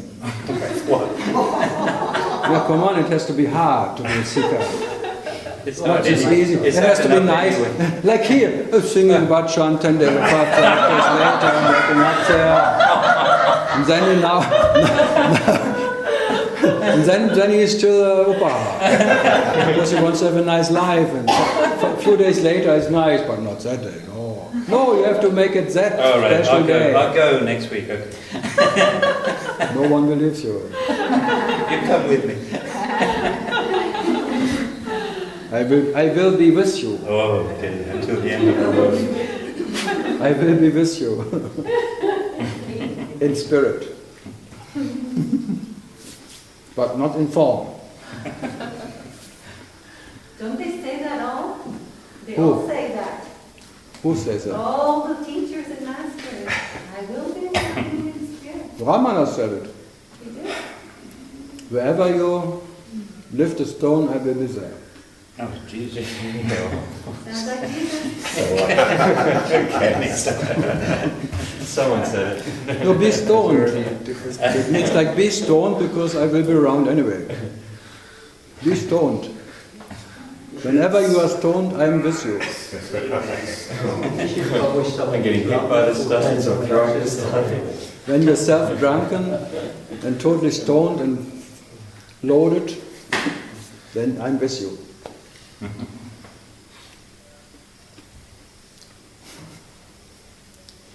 It seems not so high, but when you go up there, especially when it's dark, it's quite a Coming journey. down is hard. More is hard. Crawling up and slipping down. Yeah. But you feel It was the only time I went up. No, I was so sick afterwards. Yeah? I had such a flu and cold. Yeah. It was so fucking cold up there. Wow.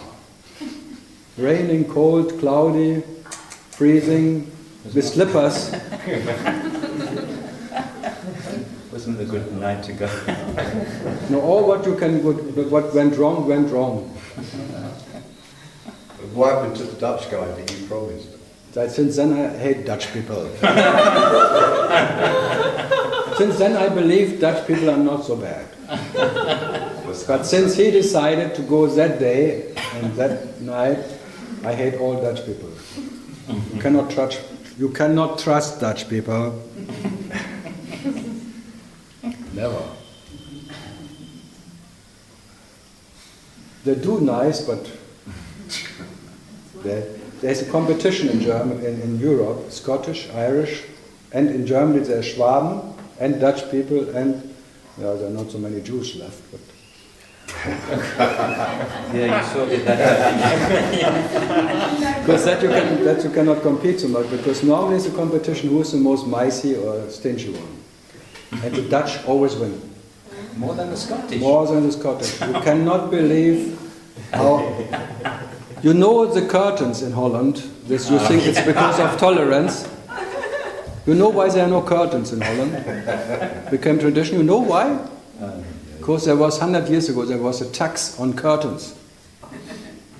So whoever you bought tax, you had to put it on, you had to pay a tax. So since then there are no curtains anymore. Just avoiding the curtain tax. So since then everyone believes Dutch people are tolerant and open.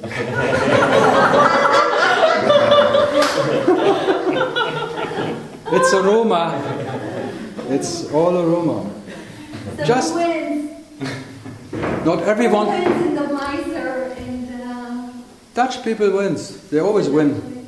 The French people know that, because if they come with a caravan from Holland, they never need to buy anything in France. They're all stuffed with stuff from Holland. That's why the French camping places, Holland, Dutch. No, not here, we are full.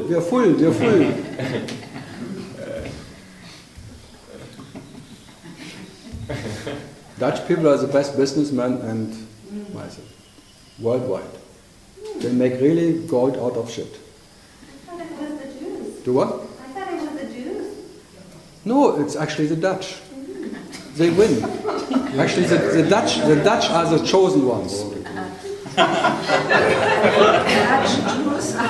Yeah, Dutch Jews must be. Are they the top? Or half Scottish after? Double. Scottish grandfather, yeah.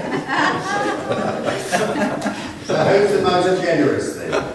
This is why people The most generous? The English are the most generous because they allow everyone to be more clever than them.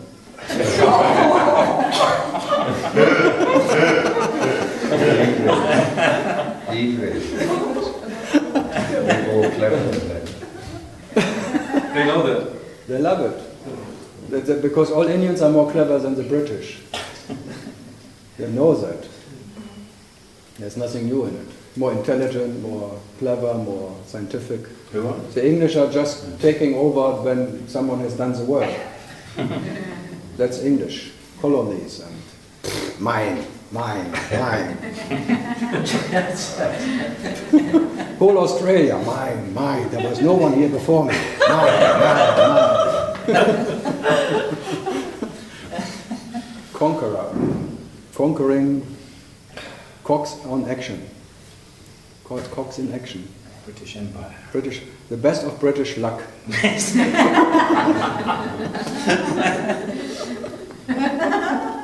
Because they're lacking everything.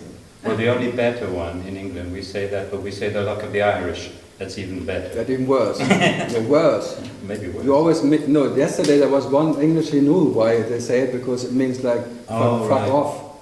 Better go away from me, because I wish you all the best of British luck, but fuck off. It's like a nicer way of saying fuck off. Polite way, yeah. Yeah. He knew it. Now I know what's meaning of that. Oh, right. If someone tells me I wish you all the best of British luck, it simply means fuck off. Leave me alone. It does. It does, yeah. It does. It means fuck off. Yeah. It's one of those contextual things. It can mean that, depends on the context that you use it in, actually. Yeah. If you want to be pedantic, as I am, you That's right, actually. It depends on the tone and the context. on the It can context. be positive or negative. I thought it was because they were so arrogant that they thought British life was better than everybody else. Coming from him, I don't believe him. I mean, you'd never say the best of Jewish luck, would you? I could say that. But it would be, people would not say that, be luck. Being in that confrontation all the time. The German wouldn't say that. The Germans would say, oh.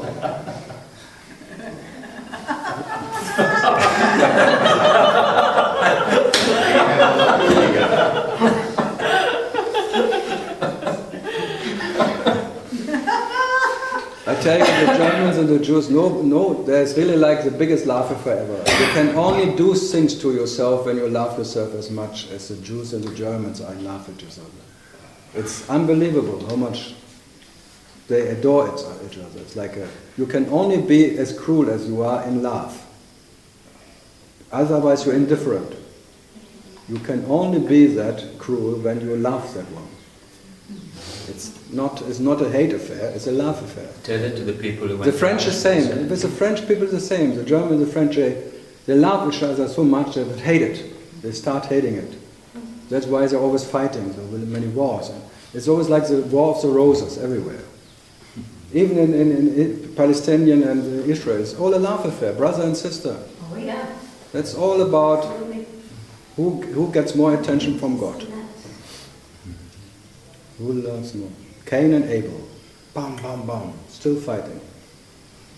Why would you fight if you would not even know or whatever?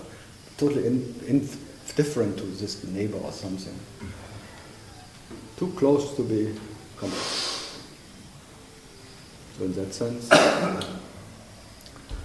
Sensi. Yeah, something else from the nations. But the French are now in war with the Islamic State. Official. They declared war.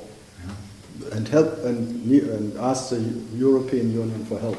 Really, God, That's what they wanted. worst outcomes. Yeah, really. Yeah, but I am undecided.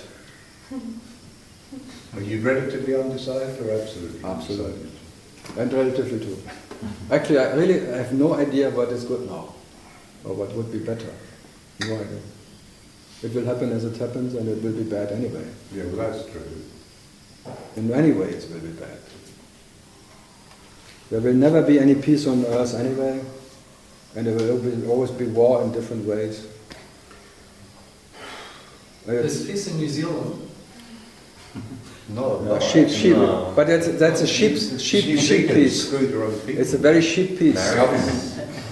Because they have many sheep to have peace with. The sheep are not at peace. The sheep are run out of peace. Sheep are not at peace. They're being bothered. They cannot be bothered. New Zealand. But they have earthquakes there, so it's not so safe. I heard. Christchurch, the name with that needs to be shaken. Christchurch. Shake it, baby. No, the Thomas Gospel is good in it.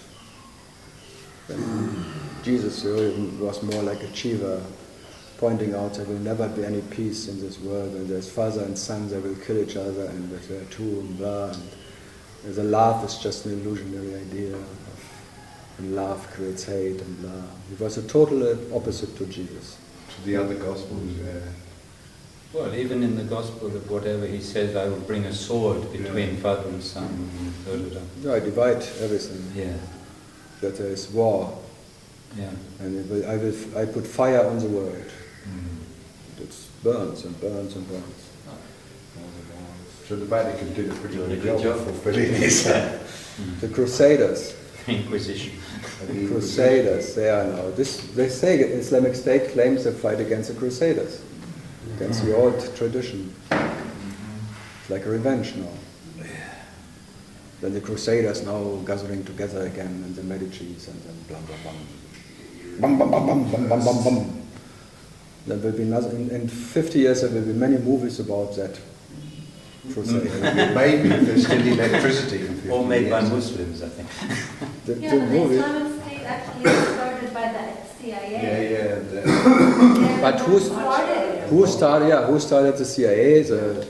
What is on the bills, or the conspiracy of the Templars and whatever. You can go back to Cain and Abel, and it's all a conspiracy from Cain, because Cain is in conspiracy. Abel is just too lazy to have a conspiracy. So Cain always is the root of conspiracy, trying to get the attention of God, trying to control God, getting his love. And never succeeding, always failing, always getting angry, more and more angry, because it always fails. And trying harder and harder, and it doesn't work. Ego is probably passive aggressive. Passive aggression, yeah. But the word aggression, I like it, because it's aggressive. It's grace in it. The grace being aggressive. When grace gets aggressive, watch out. It may be in war with itself. In the war for grace. Grace Kelly. So, I don't say anything. Whatever I say then would be used against me. If you Germans know, when you say I love you, I have to marry you. Ends are everywhere. Endless ends. It didn't work with the water. They can swim. Ants can swim. But you try. I've put next time stones inside. The only thing what works in homes is a chalk, like around the windows. But not with the big ants, does it? So they're only with the small ants. Big ones, they don't. They go further. No, it's now moving to the edge, and as soon as it is on the edge. No, they swim. They go up. Really? Of course, you can swim. Sometimes I make a bridge of dead bodies. They make a The bridge. African ants. Kamikaze ants. Kamikaze ants? They make bridge by bridge. No, but they're huge. Then tuck, tuck, tuck, tuck, tuck, tuck. Billions. They are not Your ancestors are not stupid. That's your ancestors and brothers.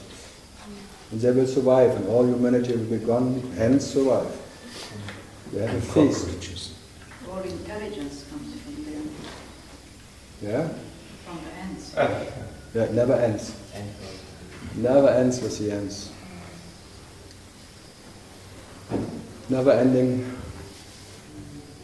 ends. And ends and ends and ends and ends. When does the ending end? Oneindige gezicht. The what? Oneindige gezicht. Isn't it? The unending story. Die unendliche Unendliche. That's sorry, my German. What is he talking about? I tried. The never ending Michael Ende. His name was even Ende. End. And Jonathan. Good. So, have a nice class dismissed. I don't know what. School's out. School's out. Glass of beer? Okay. If I don't see you again, it was something. Still have some. This is an awareness cake. You have to look for the ends. Okay.